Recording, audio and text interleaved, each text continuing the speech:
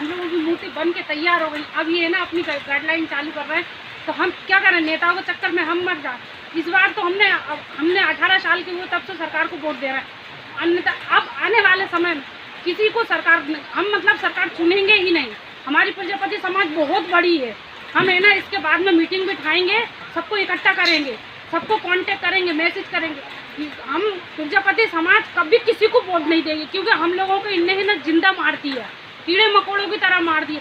Corona हमें मारे ना मारे, सरकार हमें मार देगी, क्योंकि भगवान कोरोना बांटने आए हैं, लोगों को अच्छा करने तो आए नहीं है। अरे उनको ये सोचना चाहिए, भगवान है ना विघ्नहर्ता है, ये है ना लोगों को रोग दुख तकलीफ दूर करते हैं, ये है ना किसी को बीमारी देते नहीं है, किसी को परेशान नहीं करते। लेकिन आज इन लोगों ने भगवान को ही ताले में कर दिया, बिल्कुल भगवान पे ही लॉकडाउन लगा लिया। भगवान पे लॉकडाउन लग गया, समझ लो पूरी दुनिया खत्म। हम लोग मतलब रो भी नहीं सकते, क्योंकि आप देखिए हमारी 150 मूर्तियाँ बनी हुई है, पूरी मूर्ति कंप्लीट है। कोई अलग से सहायता मिली हो आपको? कुछ सहायता नहीं है। अगर 10-15 हज़ार रुपए की सहायता अगर इन्होंने गलती से कह रही हूँ मैं, अगर गलती से इन लोगों ने कर भी दी तो बैंक के चक्कर लगा के हम मर जाएंगे, 10,000 कभी नहीं मिलेंगे। अगर सरकार सहायता करती है तो हम लोगों का ये जो इतना पंडाल है, ये जो काम लगा है, कम से कम इसमें हमारा 10 लाख रुपए लगा हुआ है, जिसमें सारा पैसा 10% का है। मेरे मकान की रजिस्ट्री रखी है गिरवी, मेरे सारे जेवर गिरवी रखे हुए हैं। 10% से 5% से मैंने मार्केट में पैसा लिए। हम लोग गरीब रहते हैं, ज़्यादा जेवर तो हम लोगों के पास होते नहीं है, 25-50 हज़ार रुपये के होते रख देते। लेकिन गवर्नमेंट की आंखें फूट गई, खत्म बिल्कुल। ना बीजेपी है ना कांग्रेस है, कुछ नहीं। आज के बाद किसी को कभी वोट नहीं देंगे, ना बच्चों को भी यही सिखाएंगे, कभी वोट मत देना, क्योंकि हम लोग इतना सरकार से इतना पीड़ित हो गए हैं, बता नहीं सकते। हम सुबह से है ना 2 बार रो चुके हैं हम लोग, ना ग्राहक आ रहे हैं ना कुछ। अरे सरकार रोड पे नहीं बैठने दे रही, गली मोहल्लों की इजाजत तो देती, 10 फीट की नहीं बैठने दे रहे। आप 2 फीट 3 फीट की मूर्ति तो सुकून से बैठने दीजिए, आप उस पर भी प्रतिबंध लगाएं। हमारी मूर्ति अगर देखते हैं आज बिकती है तो ठीक है, नहीं चौहान साहब के बंगले पे ले जाकर रख देंगे। इसके अलावा हमारे पास कोई चारा नहीं है। हम ये बात पहले भी बोल चुके हैं मीडिया में, अभी भी बोल रहे हैं, हम मर जाएंगे, क्योंकि हमारे पास दूसरा कोई चारा नहीं। बच्चों को क्या खिलाएंगे? हम लोग 4 महीने से इस जंगल में काम कर रहे हैं, 4 महीना कम नहीं होता। 4 महीने से हम लोग है ना सिर्फ चावल खाते हैं, उससे हमारा गुजारा चलता है। सरकार को हमारी है ना लॉकडाउन में कोई चिंता नहीं हुई, हमारे मटके नहीं बिके, जिससे हम है ना हमारा खाने का गुजारा चलता। 6 महीने पहले इन्हें लॉकडाउन लगा दिए, 3 महीने पहले हमारे मटके नहीं बिके, हम उस समय भी बेरोजगार हो। उसके बाद हमारा ये सीजन आया, हमने ये काम कर, अरे आपको बिठाना नहीं थी, आप पहले मना कर देते। हमारी मूर्ति कंप्लीट होने के बाद मना कर रहे हैं, तो ये कौन सी सरकार है? सरकार गरीबों के लिए सोच नहीं सकती तो कोई सरकार नहीं है, कोई भगवान नहीं है। इन्होंने बिल्कुल भगवान का अस्तित्व ही खत्म कर दिया है। डिस्टेंसिंग का पालन नहीं हो रहा था। ये मूर्तिकार 1000 लोग हैं, ये क्या मुसलमान है या किसी अन्य धर्म के लोग हैं? आपने एसी में बैठ के किन अधिकारियों के कहने पर गाइडलाइन तय कर दी? शॉपिंग मॉल खुले हुए हैं, व्यवसायिक प्रतिष्ठान खुले हुए हैं, सारी चीजें खुली, शराब की दुकानें खुली हुई हैं, सब खुला हुआ है, वर्चुअल रैलियां हो रही हैं। मुझे कहने में खुद भारतीय जनता पार्टी का सगरी सदस्य, इस मंडल का प्रभारी हूं मैं, लेकिन मुझे कहने में कहीं से संकोच नहीं है कि इनकी पीड़ा कौन देखेगा। आज इनने 150 मूर्ति बनाई थी। हिंदुओं की पार्टियों के मंदिरों में पुलिस उठा के ले जा रही है प्रतिमा को, पुलिस वाले हमारे कार्यकर्ताओं को उठा के लेके जा रहे हैं। हम नाक रगड़ के मर गए। माननीय नरोत्तम जी के हमने नाक रगड़ी, माननीय शिवराज जी के हमने नाक रगड़ी। प्रज्ञा दीदी ने हमारी बात रखी तो उनकी पार्टी में जो है आप कह रहे हो कि नहीं मोदी जी से बात करिए। हमारे को इस अगर नवरात्रि में निर्णय नहीं बदला गया, मुहर्रम आ गया तो आपने कहा कि गणेश जी नहीं बैठेंगे, ईद आ गई तो आपने कहा रक्षाबंधन पे लॉकडाउन होगा।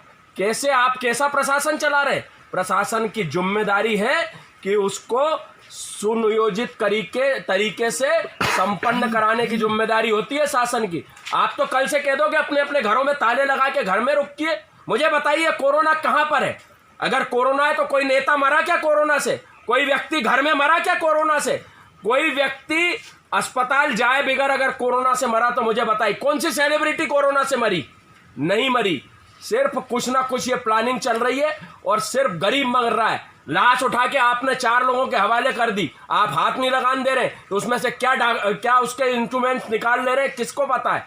इस प्रकार संस्कृति बचाओ मंच ने शुरू से विरोध किया है और मैं जन आंदोलन खड़ा करूंगा। अगर दुर्गा उत्सव के पहले इन्होंने निर्णय नहीं लिया, मैं ऊपर तक के अधिकारियों से मैंने आज बात करी है और सारे नेताओं से, क्योंकि मैं पार्टी का आदमी हूं, पार्टी का पदाधिकारी हूं, इसलिए मैं अपनी बात अपने परिवार में कहने गया था, लेकिन इन लोगों ने नहीं सुनी।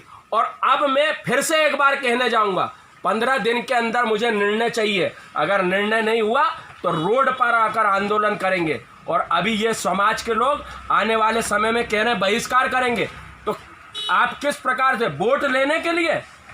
अरे शिवराज जी, आप तो गणेश उत्सव बड़ी धूमधाम से मनाते हैं, आपको गणेश उत्सव को जानना चाहिए। बाल गंगाधर तिलक ने समाज को जोड़ने के लिए कार्य किया था। आपने बॉन्ड भरा रहे हैं पुलिस वाले, आप मूर्ति नहीं बिठाएंगे, झांकी नहीं बिठाएंगे, आप गाइडलाइन तय करते, हम उस गाइडलाइन का पालन नहीं करते, तब आप हमसे कहते उसका बॉन्ड भरा लेते। पुलिस का भय बहुत होता है। हम आज अत्यंत व्यथित है कि हमारी सरकार होके, पिछले बार आपने देखा होगा अभय जी, आपके चैनल ने प्रमुखता से डीजी न्यूज ने उठाया था कि जब आप 5 फीट की प्रतिमाओं की आपने बात करी थी, तब हमने उसका विरोध किया था। तब आप विपक्ष में थे, आपने दमदारी से बात रख के और हमारी प्रतिमाओं की हाइट पूरी करा दी। आज आप पक्ष में हैं तो हमारे हिंदुओं की बात उठाने वाला कोई नहीं बचा।